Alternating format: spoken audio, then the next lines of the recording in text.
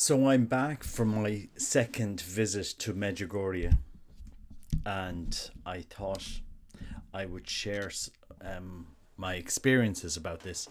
Um, People know me personally, know that I'm not a massive fan. I wasn't. I was pretty much agnostic regarding Medjugorje. I'm a bit curious, but didn't follow the messages. Wasn't really that much interested in the location, simply because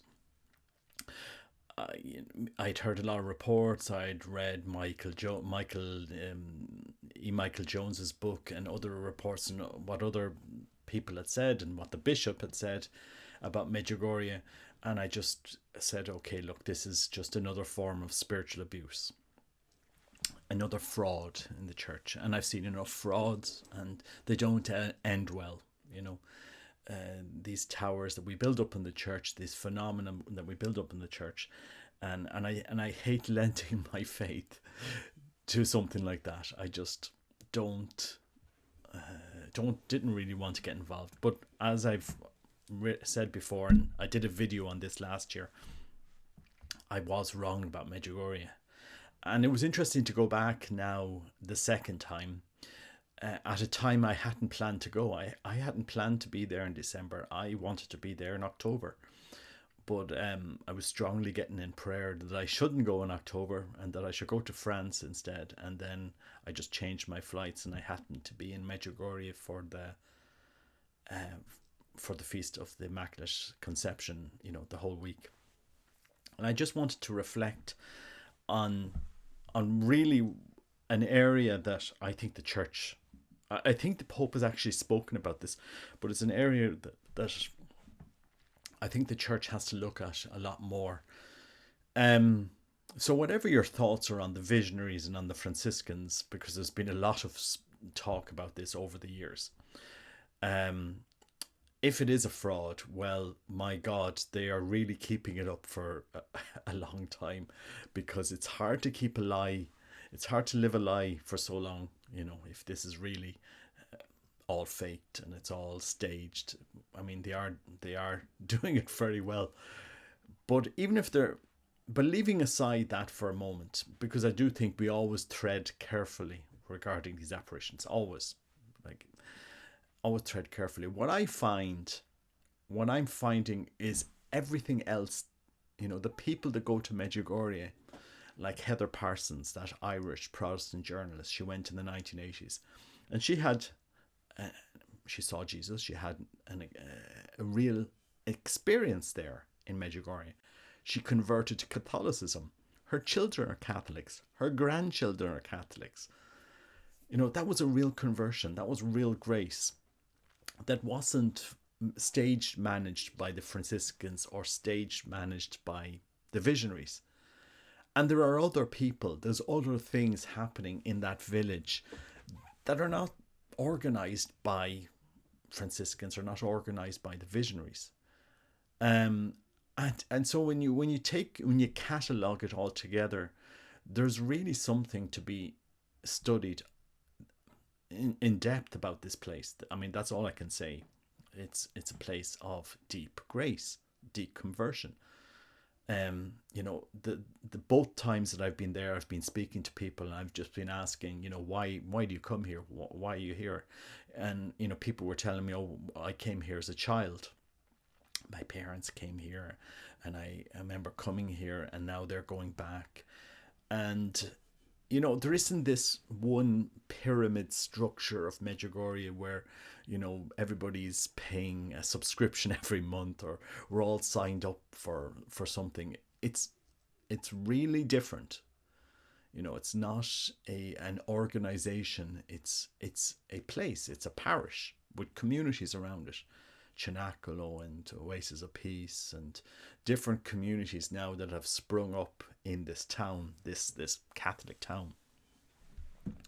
And there's real grace there. As Catholics, we believe that the Eucharist is the body, blood, soul, and divinity of our Lord Jesus Christ.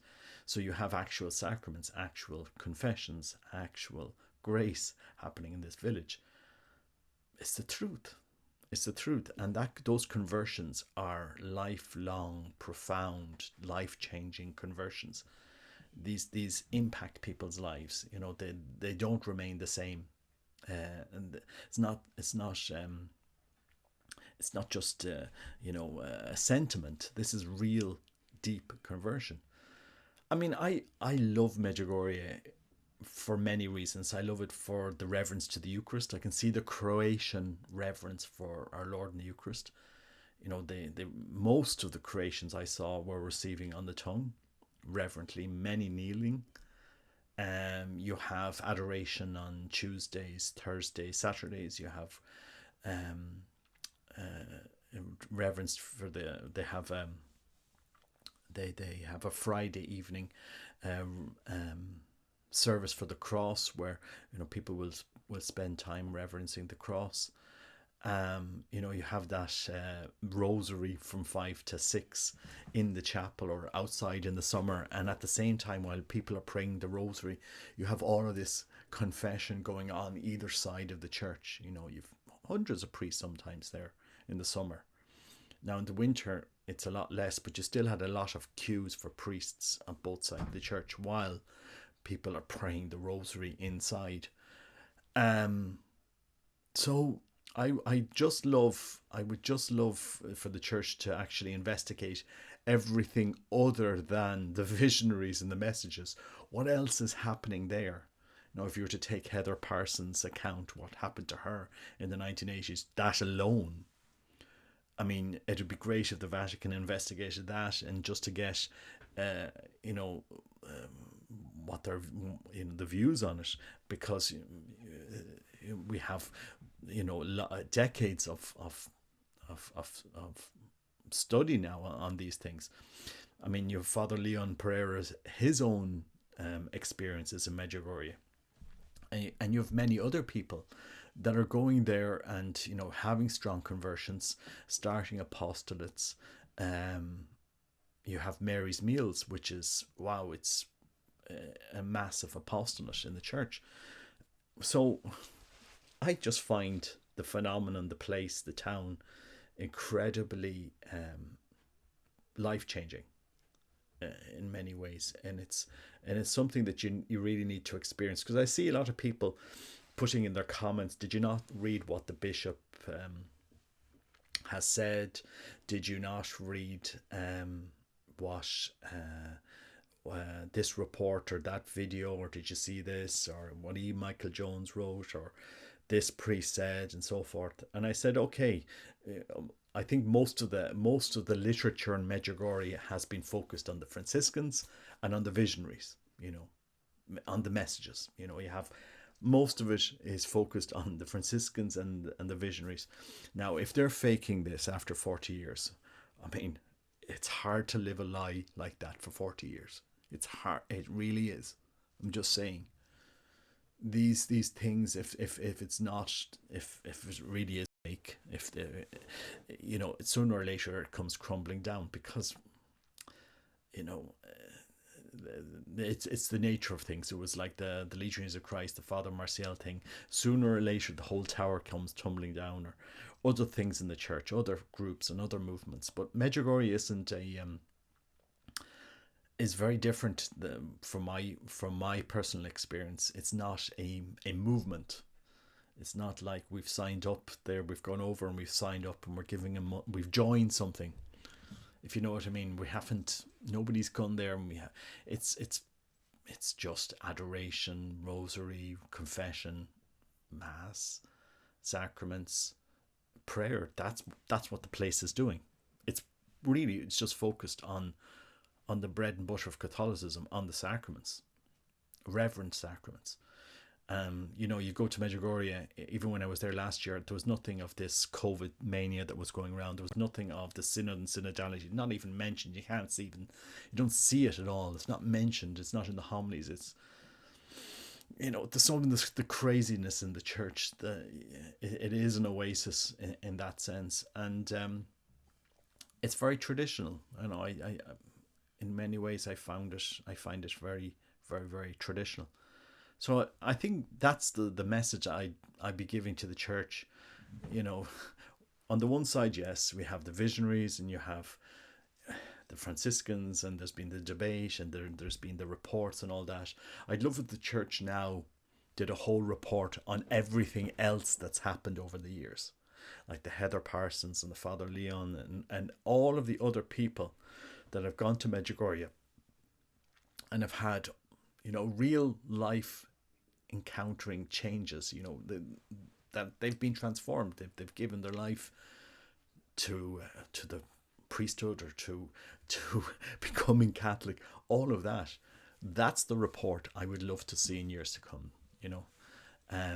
What are my personal opinion now on Medjugorje? I do believe that it is real. I do believe that Our Lady is appearing there. That's my personal opinion. And when you're looking at the work that the Franciscans are doing there, they really have done a lot of work to offer pilgrims, reverent sacraments, reverent Eucharist, reverent liturgies, reverent the confession, the everything that is happening in Medjugorje. It is really amazing, and I'm encouraging people to go in pilgrimage to Medjugorje. It's a beautiful town. It has services. It's not too expensive. I spent in total €600, including flights, accommodation, and food, in a week, which is not bad. And I could have even spent less if I'd looked for it. It's not very expensive, especially from Ireland to travel there. You could even go, cheaper than that. But I do encourage people, and I for example, I loved the Oasis of Peace, that chapel that they have there. It's a beautiful place for adoration. They have an adoration chapel beside St. James's, but you only have adoration there from 2 to 5 p.m. Whereas in the other chapel, that you pretty much have adoration all day, and I did enjoy that place.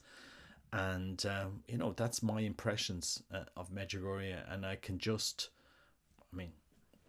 say, just go there, just go and try it, If you're agnostic about it, okay, as I was, just go for the sacraments, for the town, for prayer. It's a beautiful place. It really is. I can't say it any other way. And and see how your life changes after going to Medjugorje. That's my thoughts on it. And again, I'm the skeptic here. I'm the skeptic that would be very cautious on these things, because there have been people have fallen into spiritual abuse. People have abused these things too, for various reasons. But I don't see that there when I go there. First of all, nobody signed me up to anything. I went there myself. I just went there for prayer, and I quite enjoyed the few days, and the community that's around there, and the people from all around the world that you meet there. It's very, very, very beautiful. And I suppose this video is more directed toward the skeptics. So the Medjugorje skeptics, okay, I'm sure the Medjugorje skeptics have focused on the messages and on the visionaries and on the Franciscans and on the bishop. I'd love if the Medjugorje skeptics could now focus on everything else that has come from Medjugorje, and the people that have gone there and had real experiences, like Heather Parsons and other people that have gone to Medjugorje, their experiences, their conversion, the fruits are there. The fruits are there. That's simply it. I mean, they sent the most skeptic person to debunk Medjugorje from Ireland, and she ends up becoming Catholic. So the fruits are there from Medjugorje, and I'd love to see that side documented out. And it's there is something happening in that town. It is the confessional of Europe, of the world, but certainly Europe. It has to be one of the most visited Marian shrines in Europe. I mean, when you think about it, we have Knock beside us. I live half an hour from Knock, which is a Eucharistic shrine. The Lamb of God appeared there. and you have Our Lady, Saint Joseph, Saint John. You know, this apparition in front of many people, fully approved by the church. You have this beautiful shrine, and yet you do not have the Eucharistic reverence you have in Medjugorje. You know, we don't have that program of Eucharistic adoration in Knock anywhere near as formed as you have in Medjugorje.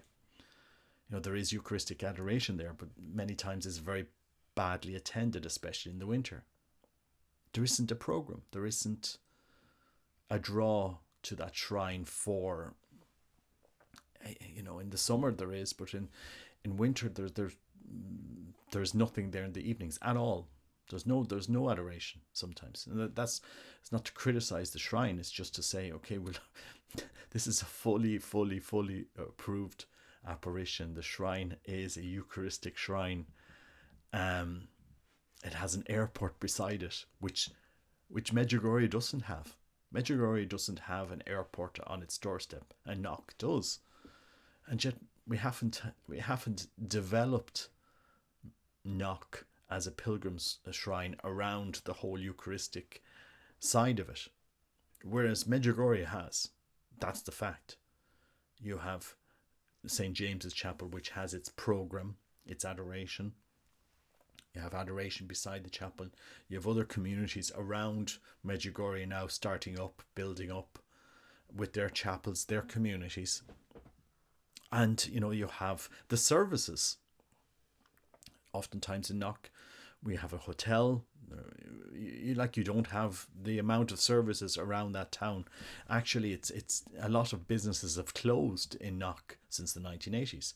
I remember there was a big hotel at the end of the town in 1980s. A lot of pubs and restaurants that I remember there are closed now, which is, it goes to show you the direction that shrine has taken. And, you know, I think that we could do so much more in Ireland to make Knock a really Eucharistic shrine. Maybe have an evening program there every evening to draw people from around Ireland, with the facilities, with you know, facilities that Knock could offer, because it has the airport, it has good enough parking, there are facilities there. We could do so much more with Knock, you know, and just present it to the world as it is, a Eucharistic shrine. So those are my thoughts on Medjugorje, as I said. So if the Franciscans are doing a job with the visionaries and concocting all of this, well, all I can say to them, they're doing they've done quite a job if they're doing that. I don't believe they are. But as I said, I'm just being the skeptic that I am. I mean, they've done an incredible job. They've done an incredible job. I honestly think it's very hard to fake that. Over decades, it's very, very hard to fake that. And I think you know, I think it is Our Lady that is working in Medjugorje. I firmly think that. But I'd love the church to now develop out all of the other things that have happened in Medjugorje, the real conversions that are happening there. There is real grace flowing in that place. There is no doubt about it. There is a fountain of grace flowing in Medjugorje. You know, it is simply it's unique.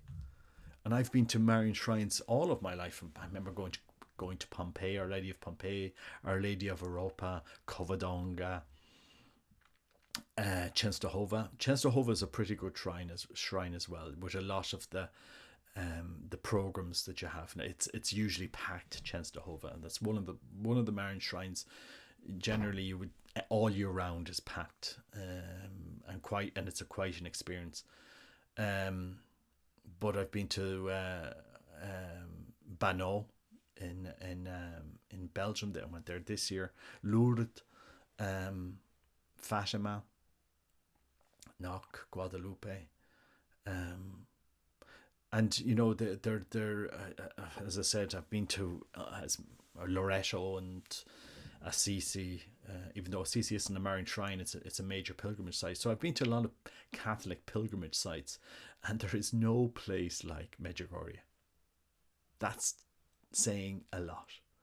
There simply is no Marian pilgrimage site that I've ever been to like Medjugorje. Even Guadalupe, which I love, it's probably one of my most visited shrines that I've been to over my lifetime. Um, yeah, we go there, but there isn't what you have in Medjugorje there, if you know what I mean.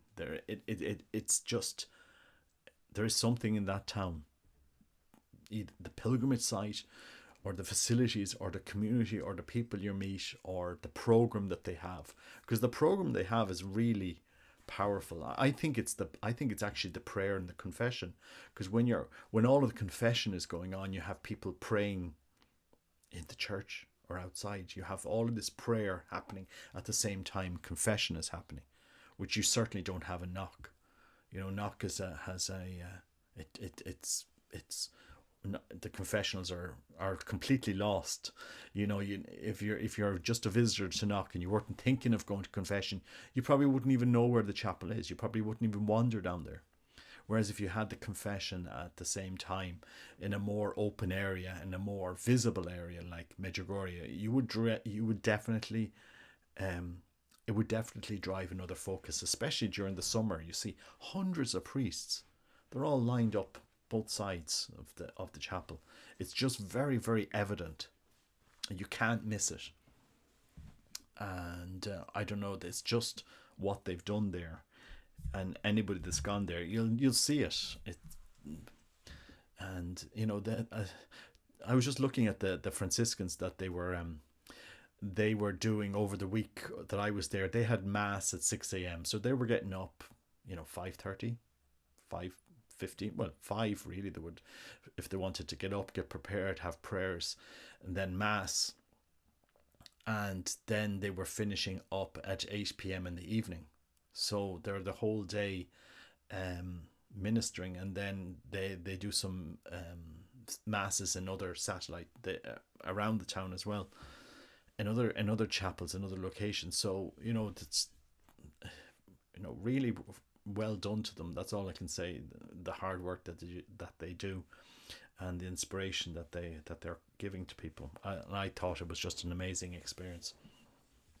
So I'd love the church to actually do the investigation on the other side of Medjugorje, not just the visionaries and the Franciscans and what the bishop said, because that has been blogged about and spoken about for so much, but everything else that's come out of Medjugorje that's not controlled, the Mary's Meal, the work that they've done, the experience that Heather Parsons had in the 1980s, all of that other work and fruits of that town. I'd love for that to be documented and explained, because I think there's a lot more to that place than people realize. Anyway, just my thoughts. Maybe let me know what you think in the comments below. But I firmly believe that it is a beautiful place to visit, and I'm encouraging people to go to Medjugorje.